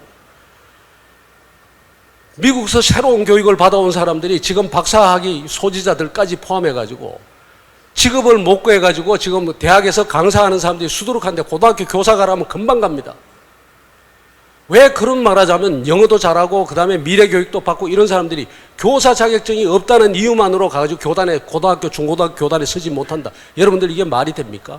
이런 걸 전부 누가 통제하고 있는가 하면 교육부와 국가가 통제하고 있단 말이에요. 이제 이것도 안 된다는 이야기예요. 기업의 CEO 한 사람 이야기를 제가 참 뼈아프게 들었는데요. 여러분들 쓰시는지 안 쓰시는지 모르겠는데 저는 내 금융거래를 거의 대부분을 토스라는 기업의 핀테크 기업의 프로그램을 앱을 씁니다. 이 앱을 쓰고 난 다음에 다른 일반 은행 거래를 제가 할 수가 없어요. 불편해가지고. 툭 하면 공인인증서 갖다 대라 뭘 하는데 이 그런 거 없거든요. 근데 이 토스의 CEO가 몇 년 전에 이 30대 젊은이들이 돈 몇 천만 원 가지고 사업을 시작하면서 공인인증서 없이 금융거래를 마음대로 할 수 있는 그런 프로 앱을 만들어서 공급하면 되겠다 해서 공급해서 만들었더니 내보냈더니 금융감독원에서 너 불법이다 이거. 못하겠어요. 그 CEO가 한 사람이 공동 창업을 했는데 한 사람이 길바닥 길을 걷다가 그 자리에 풀썩 주저앉았다는 거예요. 결국 한 사람만 남아가지고 지금 토스를 운영하는데 여러분들 그 토스에 그렇게 작게 시작한 토스가 지금 기업 가치가 몇 년 만에 얼마가 된지 아시죠? 지금 7조인지 뭐 10조인지 됩니다. 기업 가치가. 그리고 젊은이들 거의 대부분이 바로 그런 새로운 핀테크를 씁니다. 일일이 국민은행 들어가고 일일이 외환은행 하나은행 들어가서 거래 안 한다고. 그런데 이 토스의 그 CEO가 하는 말이 그렇습니다. 토스의 CEO는 그나마 그 사업을 할 수 있었던 게 박근혜 대통령이 신경을 써줬어요. 그 이야기를 어디서 듣고서는 대통령이 하는 규제개혁위원회에 올려가지고 규제개혁 샌드박스 회의에서 거기서 풀어준 겁니다. 그 규제를. 대통령이 나서서 풀어주는데도 그 원하는 규제를 푸는데 엄청난 세월이 걸렸어요. 토스의 CEO가 지금 하는 말이 뭔가 하면은 규제가 그렇게 강할 줄 알고 그렇게 풀기 힘든 줄 사전에 알았다면은 자기는 그 사업을 시작하지도 않았을 것이라는 모르고 시작했고 그 규제 푸는 게 그렇게 힘들 줄 모르고 시작해서 모르고 지금 여기까지 왔다는 거예요. 모르고 왔는데 이 사람은 그야말로 대통령이 관심을 가질 정도로 운이 좋았다. 운이 좋아서 이 기업이 지금 성사가 됐는데 지금 이 순간에도 대한민국의 새로운 어떤 그 토서 같은 제2, 제3의 이런 핀테크 기업이든 아니면은 우리가 젊은이들이 창립할 엄청난 사업들이 토스의 CEO처럼 몰라서 시작하는 것이 아니라 알기 때문에 지금 시작하지 못하는 거예요. 알기 때문에 법이 얼마만큼 강하고 국가 규제가 얼마만큼 강한지 알기 때문에 시작을 못하고 있는 거라고. 이래가지고 나라 되겠습니까? 그 체제를 바꿔서 대한민국의 기업 하나하나 국민 한 사람 한 사람이 모세혈관이 돼서 뛸 수 있도록 해주자. 그런 체제를 한번 만들어 보자라고 하는 것이 윤석열 대통령의 자유주의 선언이고 자유선언입니다.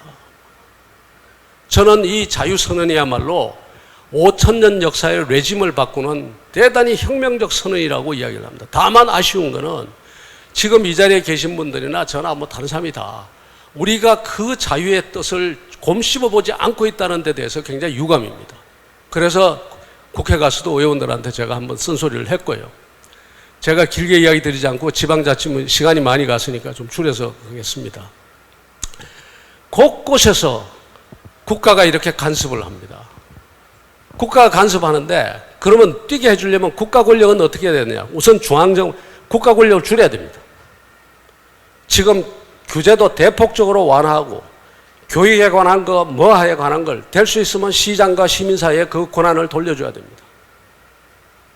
그리고 국가를 줄이고 국가가 줄면은 정치도 줄어듭니다. 상정되는 법안의 수도 줄어듭니다. 왜? 정치가 할 일이 그만큼밖에 안 되니까. 그 다음에는 어떻게 해야 되냐? 중앙정부 권한을 지방으로 내려줘야 됩니다. 그래야지 이 그 권력과 가까운 시민들이 살아나고 지역사회가 살아납니다. 국가 권력이 시장을 통제하는 것과 마찬가지로 중앙정부 권력이 지역사회와 지방정부, 지방 권력을 통제를 하고 억눌러 왔거든요. 이 체제 속에서는 안 된다. 미국과 같은 나라에서는요, 행정개혁을 해도 중앙정부가 행정개혁을 해가지고 성공한 다음에 그 행정개혁을 지방정부에게 이래라 저래라 강요하는 사례가 없습니다. 행정개혁은 전부 어디서 일어나느냐? 그 행정개혁은 전부 지방정부에서 자율권을 바탕으로 자치권을 바탕으로 한 지방정부에서 행정개혁이 일어납니다. 왜? 작으니까 개혁하기 좋잖아요. 이것도 실험해보고 저쪽도 해보고 그리고 한 지방에서 성공한 개혁이 옆에 정부로 확산이 되고 그러면서 전국적으로 확산이 되면은 중앙정부가 그때서야 중앙정부 그것을 받아들입니다. 왠지 아십니까? 중앙정부는 말로만 혁신 하는데요. 중앙정부는 경쟁 상대가 없습니다. 말로는 이렇게 합니다. 중앙정부 공무원이 나의 경쟁 상대는 싱가포르 공무원입니다. 기재부 공무원이 나의 경쟁 상대는 미국과 일본의 공무원입니다. 근데 경쟁이 안 되죠. 원래 거기는 경쟁하는 제품이 아니잖아요. 텔레비는 잘못 만들면은 다른 나라 제품 사지만 대한민국 경찰이 잘못한다고 해가지고 그 경찰을 갖다가 우리가 영국 경찰 수입에다 쓸 수 있습니까? 국가 권력은 독점이란 말이에요. 독점이니까 이 비교육 부분에 독점적인 이 행위를 하는 그 기관들은 혁신과 경쟁에 떨어질 수밖에 없습니다. 근데 그 권한이 지방정부로 오면 어떻게 되느냐? 지방정부는 지방정부끼리 경쟁을 합니다. 옆에 저기서 달서구는 했는데 왜 중구는 안 하고 있어? 남구는 왜 안 해? 여기도 하고 저기도. 근데 유감스럽게도 그 행정을 갖다가 개혁하고 혁신할 권한이 지방에 있느냐? 지방에 없다 이 말입니다. 누가 지고 있느냐? 중앙정부가 아직까지 지고 하나하나 승인하고 하나하나 감시하고 하나하나 감사하고 그러고 있는 거예요. 지방자치를 한 적이 있느냐 없느냐? 저는 지방자치 한 적이 별로 없다고 생각합니다. 선거만 했지 실질적으로 지방이 할 수 있는 권한은 안 줬다 이 말이에요. 대표적으로 지방의회 의원들이 아직도 출장을 가면은 정부의 출장비 규정을 따르게 돼 있습니다. 여러분들 그건 맞습니까? 자치를 하면은 뭐부터 자치합니까? 내가 밥을 얼마짜리 먹을 것인가 그거부터 자치하는 거 아닙니까? 근데 아직도 중앙정부가 지난 정한 출장비 여비 규정을 갖다가 공무원 여비 규정을 따라가지고 2만 몇천 원짜리 먹어야 되고 3만 원짜리 여관에 들어가야 되고 출장 가면 이거 하나부터도 자치 못하는데 무슨 자치를 했다는 거예요 지금? 선거만 했지. 아까 그러지 않습니까? 의회 공무원들 가지고 상급이 있다 없다 그게 뭐가 그게 문제냐면 그건 지방이 알아서 하는 거지. 정말 답답한 현실이 우리 사회에 있는 거예요. 아직도 그걸 쥐고서 그걸 가지고 권한이라고 생각하고 있는 이게 지금 국가주의의 가장 큰 병폐라 이 말입니다. 그거를 부수겠다는 겁니다. 윤석열 대통령은 지방화 시대를 열겠다는 것이 말로만 하는 게 아니라 한번 부숴보자라는 겁니다. 그래서 뭘 열었는가 하면은 바로 그것을 주도할 지역균형발전위원회 같은 것을 어디다 열었나 하면은 인수 단계에서부터 그걸 넣어가지고 지금 이걸 한 겁니다. 근데 여기에 맞춰서 부처도 움직여줘야 되고 당도 움직여줘야 되는데 지금 움직이질 않단 말이에요. 그래서 아까 제가 농담 삼아 싸워야 된다라고 했는데 싸우는 게 아니라 다투고 그만큼 철저하게 하는데요. 뭐부터 하면 되는가 하면은 아까 의장님들 이야기하시는 거 보니까 아직도 의회 사무국 직원 어떻게 해달라 그 다음에 제가 이야기한 밥값을 마음대로 하게 해달라 이런 거 해서는 안 됩니다. 우선 그런 거 하면은 시민들이 뭐라고 생각하는가 하면 시민들이 야 자기들 거부터 챙기는구나 이거밖에는 생각 안 하는 거예요. 뭐를 위한 분권을 외쳐야 되는가 하면 일을 하기 위한 분권을 외쳐야 됩니다. 자 어떻게 외치는지 하나 제가 예를 들어 보겠습니다. 부천시 담배 자판기 조례라는 게 있습니다. 1992년에 만들어졌습니다. 자 부천시 의회가 만들어졌어요. 만들어지고 나니까 부천시 의회 의원들이 우리가 자치 한번 해보자. 자치를 하는데 뭐부터 자치할 거냐?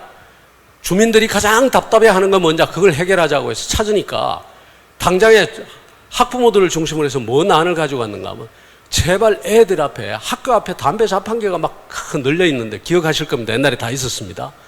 담배 자판기가 널려 있었는데 그 자판기에서 애들이 고등학생들이 중학생들이 담배 자판기에서 담배를 사 피운다는 거예요.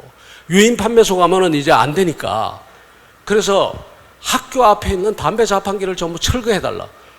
의원들이 생각하니까 이거만큼 절실한 게 없잖아요. 그러니까 그 기초의원도 부천시의회 의원들이 전부 합쳐가지고 의결을 했어요. 이거 자기들끼리 합의를 봤어요. 이거 없애자. 여야가 없습니다. 그래서 부천시 담배 자판기 설치 금지 조례안을 만들었어요. 만드는 과정에서 누가 뭐라고 하는가 하면 전문위원회 오더니 아이고 의원님들 이거 그거 안 됩니다. 의원님들 이거 자판기 금지 조례 이거 못 만듭니다. 왜 못 만드냐니까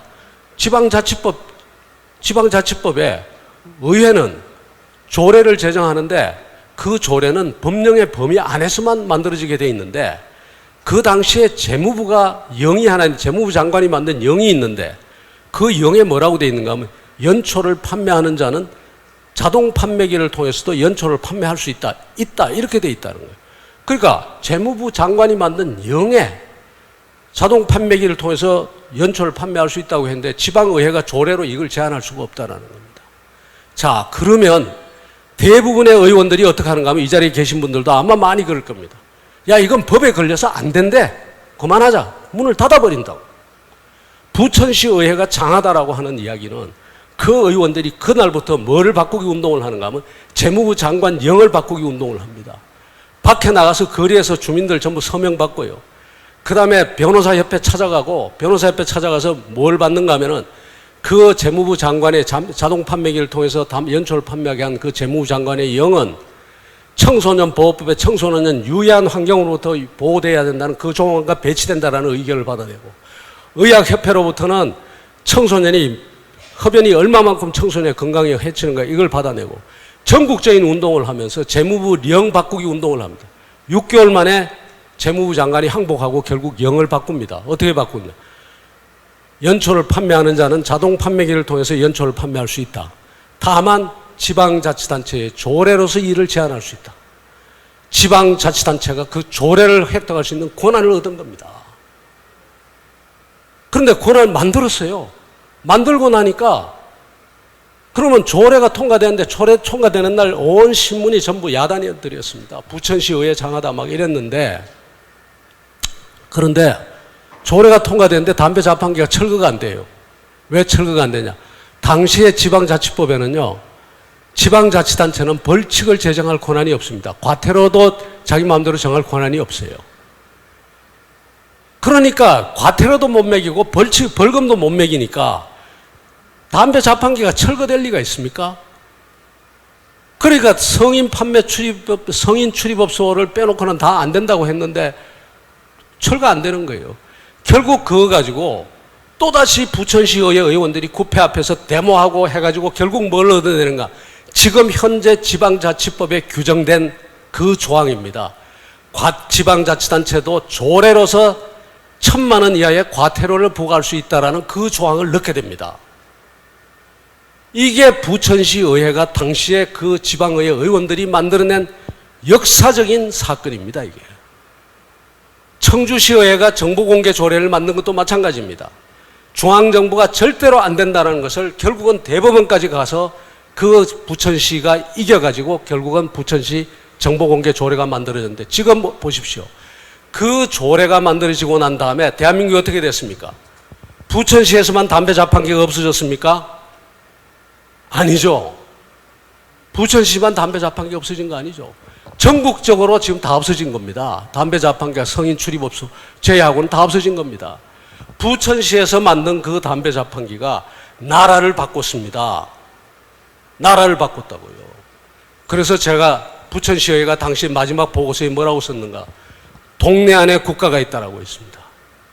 지금 여러분들이 소속된 그 의회 안에, 여러분들이 대표하는 그 지역사회 안에 어디 있는가 하면 국가가 있는 겁니다. 여러분들이 그 동네에서 작은 거 하나를 바꾸고 나면은 그것이 무엇을 바꾸는가 하면 대한민국을 바꾸고, 대한민국의 지역사회를 바꿀 뿐만 아니라 이 대통령이 저렇게 외치면서 바꾸고자 하는 지금 몇천 년을 내려온 이 국가주의 레짐을 바꿀 수가 있다고요. 여러분 한 분 한 분이. 그런데 예를 들어서 여러분들이 이런 거 저런 거 다 제끼고, 내 보좌관 달라, 내 가가지고 의회 수당도 올리자, 내 밥값 더 달라, 이거부터 시작하면 시민들은 이미 돌았습니다.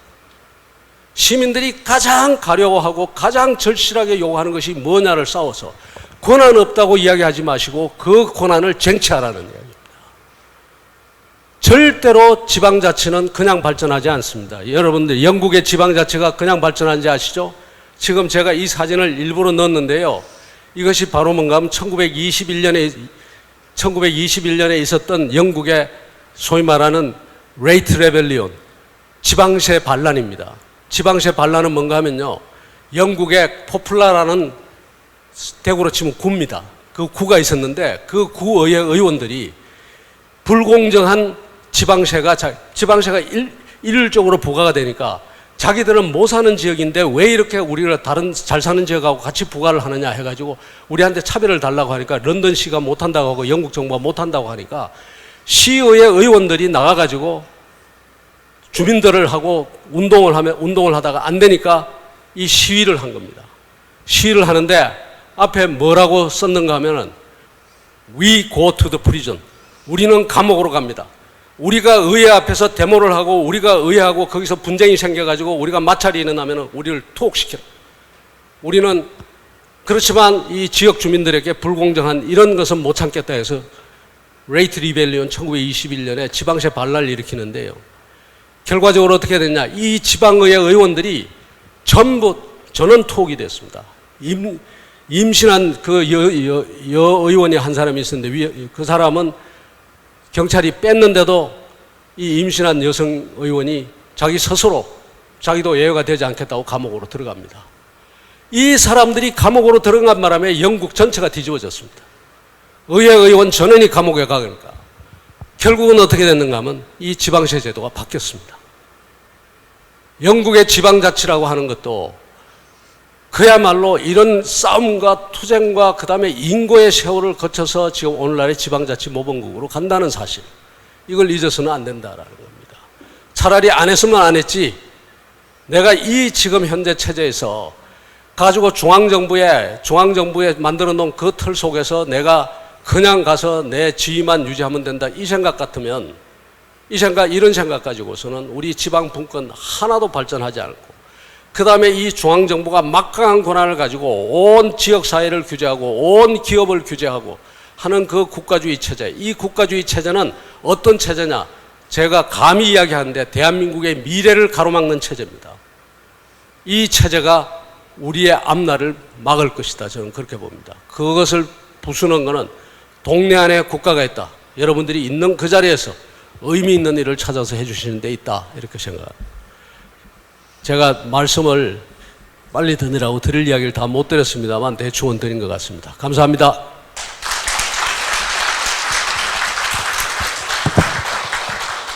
예, 교수님 강연 감사드립니다. 질문 있으신 의원님이 계시면 마이크를 전달해 드리도록 하겠습니다. 질문하실 때 소속 의회와 성함을 말씀해 주시면 감사하겠습니다.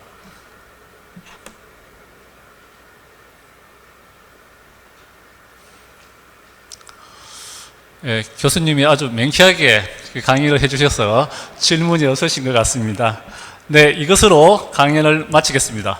열정적인 강의 주신 하나만 저 이야기 드리겠습니다. 제가 마지막에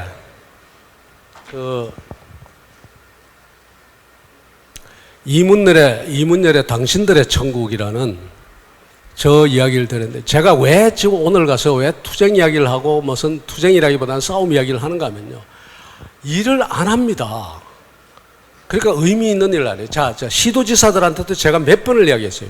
여러분들 지금 구청들, 대구에 있는 구청들이 대표적인데 정부에서 정한 복지 비용 다 쓰고 나면은 매칭 펀드 되고 뭐 하다 보면은 예산 쓸 게 없죠.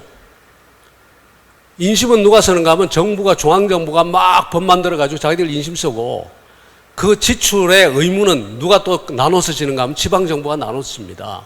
그러니까 구청의 예산이 적어요. 그래서 내가 시도지사들한테 제가 이야기를 드렸거든요. 다른 나라에 입법에가 있다.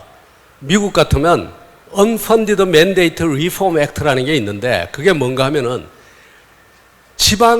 중앙정부가 지방정부로 하여금 의무 지출을 강조하는 부분이 있을 때는 반드시 그 지방정부의 재정을 어떻게 보존해 줄 것인지를 계획서를 같이 넣지 않으면 이 법안이 상정조차도 못되게 만들어 놨다고요. 이거 있으니까 시도지사 협의회라도 공동으로라도 이런 법안을 갖다 만들어서 내라. 시장, 군수, 구청장 협의회든 여기서 내라. 이게 지금 제가 10년을 이야기하고 있는데도 지금 안 해요. 안 하는 거예요. 왜 안 하는지 난 모르겠어요. 그렇게 답답하다는 거고. 그 다음에 또 하나는 우리가 분권하고 하면요. 사람들이 자꾸 그럽니다. 지방자치하면 나라가 엉망이 되고 그 다음에 정부가 규제를 풀면 시장이 엉망이 되고 하는데 그렇지 않습니다. 엉망이 되는 것 같지만 그 자유주의 체제나 그 다음에 권한이 내려오고 권한이 시장으로 가고 시민사회로 가고 지방으로 내려오면요. 제일 처음에는 혼란이 있습니다. 그러나 그 혼란은 좀 지나면은 없어집니다. 대한민국이 국민이 그 정도의 자율적인 능력은 있습니다.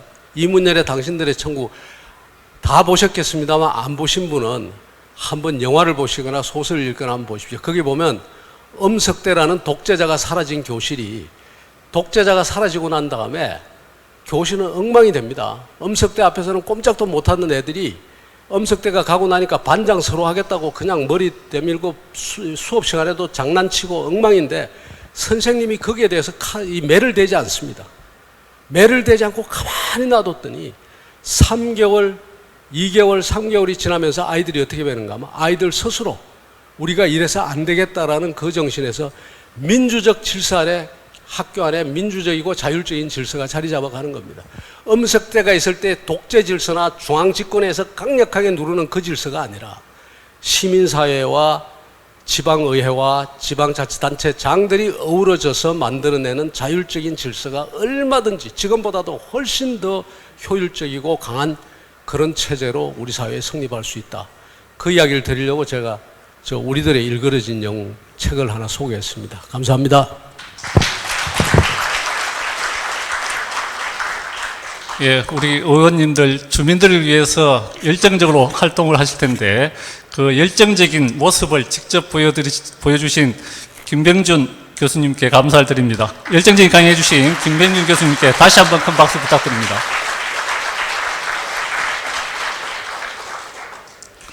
이상으로 오전 일정을 모두 마치고 오찬을 진행하도록 하겠습니다. 오찬은 지금 앉아 계시는 곳에서 진행될 예정입니다. 음식을 준비하는 동안 잠시 휴식을 취하시고 11시 35분까지 자리에 착석하여 주시기 바랍니다.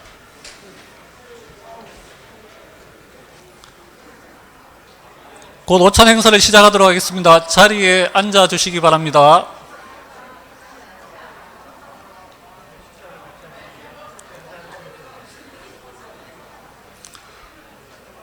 그럼 지금부터 간단한 오찬 행사를 진행하도록 하겠습니다. 식사에 앞서 류임철 지방자치인재개발원장님과 심재연 경상북도 영주시 의회 의장님께서 건배사를 해주시겠습니다. 시간대를 고려하여 오늘의 건배 음료는 술 대신에 문경 오미자차를 준비했습니다. 여러분 앞에 있는 잔을 준비해 주시기 바랍니다. 그럼 먼저 류임철 지방자치인재개발원장님의 건배사가 있겠습니다. 의원님들 안녕하십니까. 지방자치인재개발원장 유임철입니다. 오늘 바쁘신데도 불구하고 교육에 참여해 주신 의원님들께 감사드립니다. 저희 지방자치인재개발원은 앞으로도 지방의정연수센터를 통해 의원님들의 의정 활동에 실질적으로 도움이 될 수 있도록 많은 교육 프로그램을 개설 운영하겠습니다. 이와 관련하여 고견이 있으시면 언제든지 말씀해 주시고 또 많은 관심과 참여 부탁드립니다. 그러면 건배 제의를 하겠습니다. 지방의회가 지역균형 발전을 선도하기를 바라는 염원을 담아서 제가 지역균형 발전을 선도하는 지방의회를 위하여라고 선창을 하면은 위하여라고 답해 주시기 바랍니다. 지역균형 발전을 선도하는 지방의회를 위하여! 위하여! 감사합니다.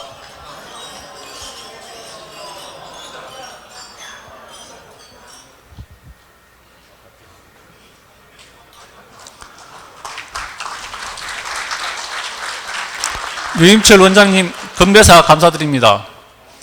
다음은 심재연 경상북도 영주시 의회 의장님의 건배사가 있겠습니다.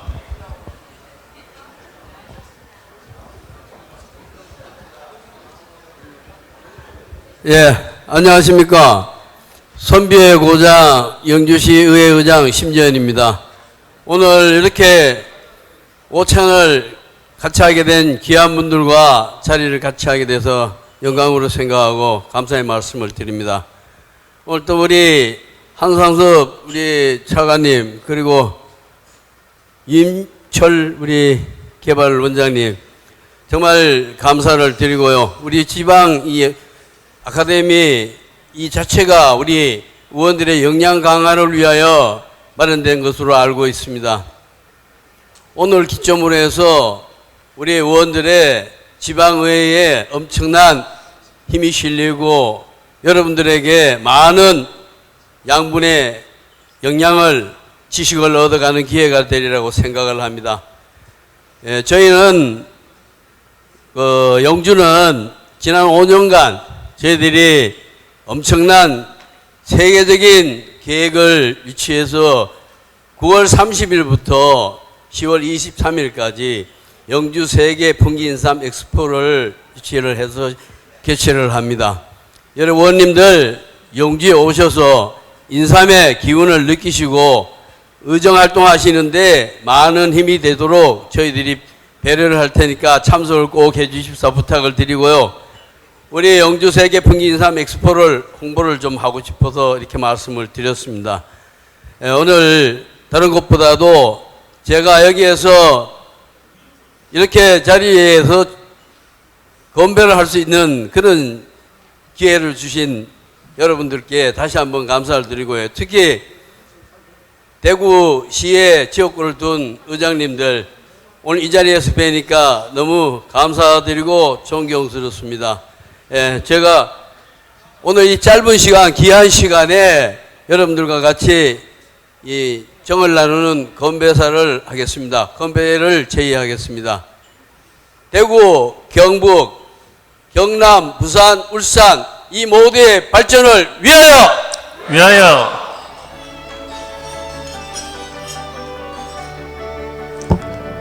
심재현 의장님 건배사 감사합니다.